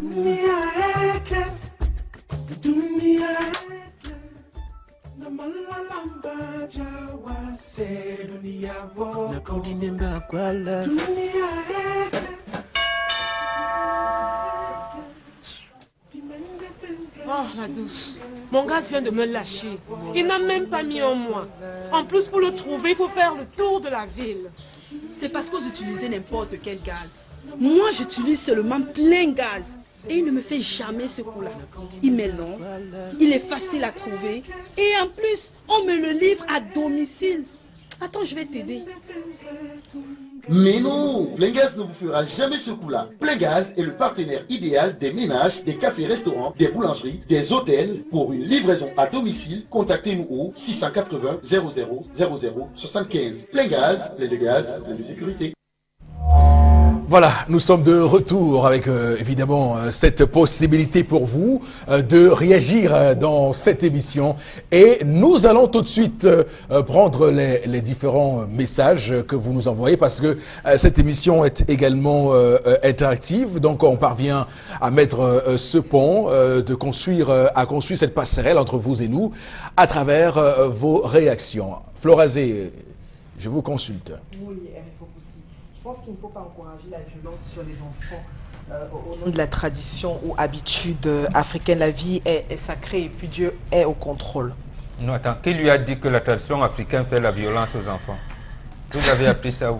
Non, Non, je continue avec les... Il faut donc déconstruire ce type de propos qui contribue d'ailleurs à jeter l'opprobre sur la culture africaine. Parce qu'il faut le dire, lorsqu'on dit qu'un enfant est esclave, ça se traduit exactement par ceci.